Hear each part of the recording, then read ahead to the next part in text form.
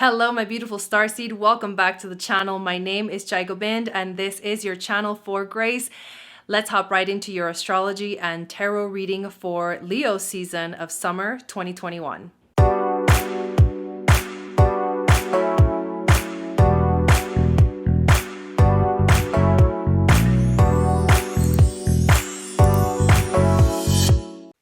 All right, Cancer, let's hop right into your astrology. I'm going to hop on over to your chart. So this is specifically if you're a Cancer rising. However, a lot of my messages are channeled, and the energies may also speak to Cancer, Sun, Moon, and Venus. But this will be a nice visual for you to have while I do this reading. The first thing that happens for this Leo season is the Sun, of course, moves into the sign of Leo. This is going to be in your second house. So think of this as the big theme underlying a lot of what's going on for these next 30 days. This is about money. This is about finances. This is about your sense of security and your sense of self-esteem. These are the themes that the Sun will be illuminating for the entirety of the month. We just saw Venus move into the sign of Virgo, which means she has entered into your third house of communication. You're getting much more organized about how you're expressing yourself. You're a little more reserved about what you actually want to say. Does it make sense? Does it fit? If it doesn't work, then you're not going to feel comfortable expressing yourself and expressing your truth and speaking your truth and sharing your voice. But this will help you get organized in that area of your life. We will also see Mercury move into the sign of Leo as well. And this means that this energy will be highlighted even more. And you're going to want to maybe talk about the things that show up in your life in terms of this second house theme of money and values. And then right away, when the Sun moves into Leo, we see a full moon. And let me do it. Oh my God, I can't draw a moon. I'm sorry, Cancer. Okay, a full moon in the sign of Aquarius, which is actually activating your 8th house. So what is being illuminated? This is a big deal because this duality or this sort of duality or oppositional relationship between the second and the 8th houses is a big theme for you this month because we will have 2 full moons in the sign of Aquarius. The month begins with a full moon and ends with a full moon in Aquarius. So that is actually a big theme for you. What is the 8th house? It's the house of death, change, and transformation. So you're going through some changes this month. You're going to feel things release because there is new energy arriving, and it's time for you to let go of the past and embrace the future. Mars will also be entering the sign of Virgo as well. So your drive and your focus and your action, your desire to take action will be focused on your third house of communication.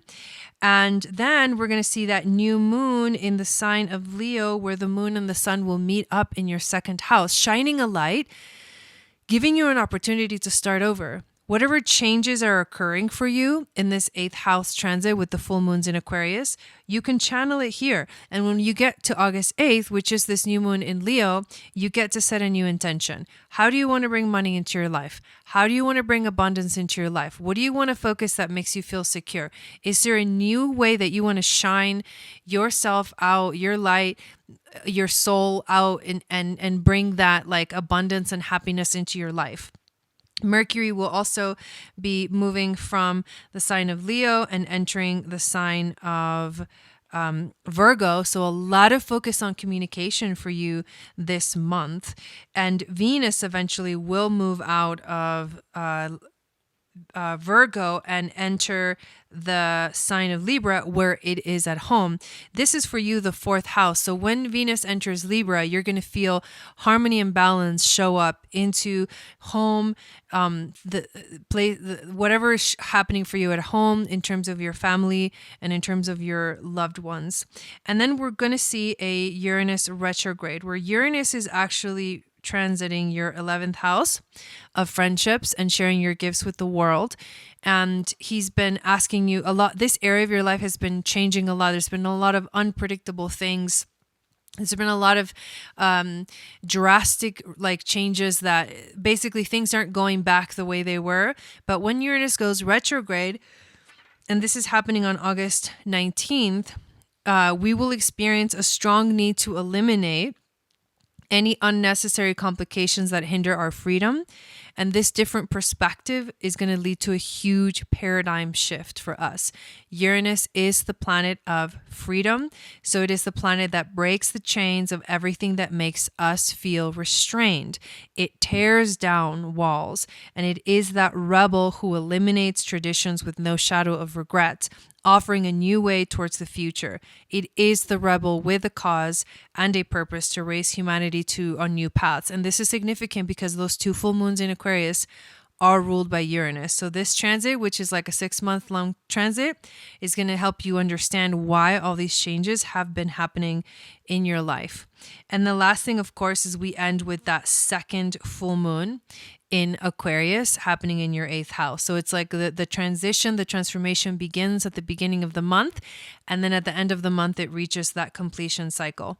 And to recap, the areas of your life where you're going to feel the most action this Leo season is your 2nd house of money and values, your 3rd house of communication, your 4th house of the home, your 8th house of death, change, and transformation, and your 11th house of friendship. So those are the main themes that you're going to feel changing and the universe kind of focusing on for the next 30 days. But now we're going to hop on over to the tarot and oracle cards to see what your spirit guides want to tell you about these transits or add on to this powerful message. All right, Cancer, let us take a look at these cards. These are the first 4 cards that we're going to look at. These come from the tarot deck, and they're going to be the base of the message or the symbol, and we're going to add more cards to add to this message.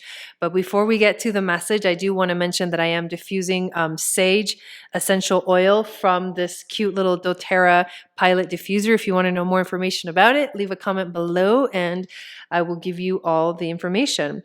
We are also featuring the Leo Roller Essential Oil, which you can find in Chandra Sangat's Etsy shop. Link in the description and in the comments. This is a really good way to align with the energy of Leo. Now, we just basically are completing Cancer season and entering into Leo season. And so we're leaving your energy and moving into a more fiery. So we're leaving water, but we're moving into fire, which is passion. The cards you get are the Page of Swords reversed, the Ace of Cups upright, the Knight of Cups upright, and the 5 of Swords upright. So these are very interesting energies, and I'm going to kind of decipher the whole energy so you can get a better idea of what's going on here. So the Page of Swords is an energy of being defensive, careless, and can also be incompetent. I feel defensiveness here. I feel like you're on the defense. You've been on the defense for a while, and it's creating some conflict, maybe a lot of conflict. When you get the Ace of Cups, which is a card of emotions, but also new beginnings in terms of new emotions or new feelings about a situation, this can also be emotional overwhelm. And so even though the Ace of Cups is a new beginning in love as well, new feelings, new emotions, this can also be you're emotionally overwhelmed because you start off the feeling defensive, which means you've been on the defensive for a while. You can be definitely emotionally overwhelmed. I see you embodying this card of the Knight of Cups, who is like Prince Charming energy. But the thing about the Knight of Cups is that he's a very sensitive soul.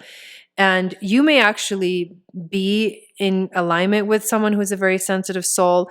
You yourself may be embodying this energy. And this is why you've been on the defensive, because you're like trying to protect yourself, or you're trying to protect this person that is very sensitive. When you get the 5 of Swords, which is energy of conflict, it's also like you won the argument or you won the battle. because you're the one standing up and the other people are like, bent forward. That's why this Five of Swords is a card of conflict, but it can also be betrayal and it can also be selfishness. So I feel like you have been having to put your foot down with situations that is like both causing you to feel like I have no choice, but to like be this person standing up, but I feel like this person kneeling down. Both things are happening here. Like I'm this guy and this guy at the same time. So I'm like defeated, I feel defeated, but at the same time, I didn't have a choice. I had to put my foot down. And it's a lot. There's a lot that you're coming out of or you're flowing through that is like throwing you into the fire of Leo season to see, okay, where do you go from here? What do you do with all this intensity? Let's find out with more cards. We start with the sacred ibis or ibis. I don't know how to say it, but look at that beautiful door. Okay, there's a door, the door to the passion, the door to the fiery energy, the creativity, which is Leo season. The sun feels like it's behind this door. Like, what's behind door number 1? Well, it is the sun in Leo, and you better walk through it because you need to get away from all this water. However, this is also the energy of learning. So you are learning new things right now, and it can feel like a lot, but this is going to be a season where you start to understand new things about yourself because you've put your foot down, because you're exhausted from this conflict that's been going on, because you're super sensitive, because you're like defending sensitive people as well, and you're emotionally overwhelmed. It's time to understand what the heck was Cancer season all about. So you also get from the Sedona cards, the century plant, which is all about looking upwards. So this is about look up to the sky. Don't look down at, don't look at the past. Don't focus on the past. Focus on the future. Focus on the energies that are taking you forward and not backwards. Looking up is a symbol of hope. Remember to have hope. You also get crystal keys, which is a very powerful card. It talks about the hidden wisdom codes, right? The keys to the mysteries of the universe. This is potent information that is coming through. This is Lemurian seed crystals, which hold the Akashic of ancient Lemuria, which I'm sure you have connections to here, because if you're a Cancer, the Sirius star system is found within Cancer, and it is possible past lives in ancient Lemuria. So, for you watching this reading, this is definitely an energy that you're aligning with. This is about seeing your triggers as a gift.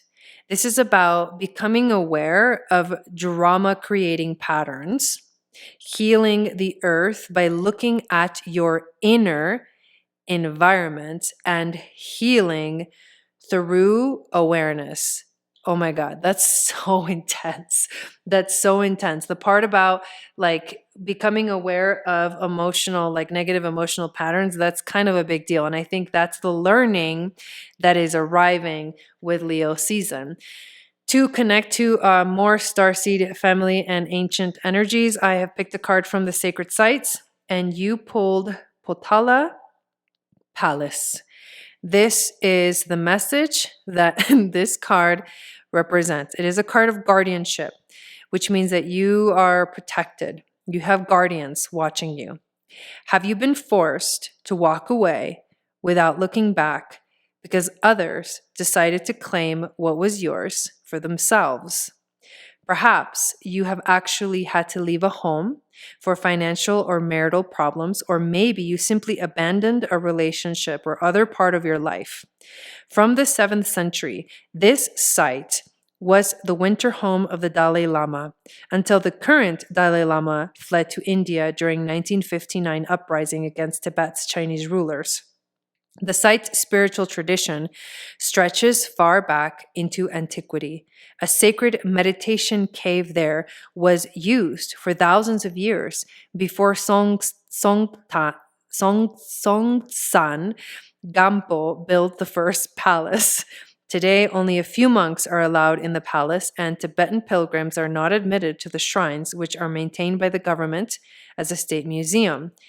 Yet, the focus of Tibetan Buddhism on achieving enlightenment remains. It is your quest for higher purpose threatening others right now? Let this card be a reminder that, like the Dalai Lama, you can attain great wisdom. Your time will come. Ooh, I love that. Dang, that's really powerful, Cancer. All right, we're going to pull 3 cards from the Starseed Oracle. And while I shuffle, I want to remind you to give this video a thumbs up. Make sure you subscribe, hit that notification bell, and make sure to download my free moon astrology guide, which will tell you what your psychic gifts are based off of your moon sign. It'll also get you onto my email list where I send out a weekly moon magic report, which is basically the horoscope for the week. I do starseed readings and astrology readings on my website. That's where you can book, channelforgrace.guru, and make sure to check out the links in the description of this video, which is where I post announcements and current things happening. So let us take a look at what these cards are that you got. The first card is trust the timing. I love that. Trust the timing. Trust the wave that you came on. Time is not running out. Wow, that's deep. That's a beautiful message. Trust that it's all happening because it's supposed to happen. There's no right or wrong. I love that. Next card you get is Earthed. Ooh, I like that. That's a very grounding energy. Learning how to be human in the world, but not of it. That's right, Starseed. You are in this world, but you are not of it. So you need to remember that this is all new for you. So the card of learning, right? The sacred ibis or ibis, and which said is about learning, is because you're learning how to handle this earthly dimension, this third dimension, which is very foreign to you because you're used to being in the freaking light. You're a star keeper, cosmic ancestry, and seed the light by staying grounded. Okay, this is just too much. But you are a light being, a starseed that came here to literally embody your higher self within the physical. And that is how you shine your light. You're one of the waves of volunteers. And your goal is to do as much as you can to stay grounded and centered and let the healing energy of Mother Earth hold you, hold space for you, hold sacred space for you on this beautiful starseed journey. Thank you so much, Cancer, for watching this reading. I hope it really brought you a lot of insight. I hope you have a beautiful Leo season, and I will see you again next time.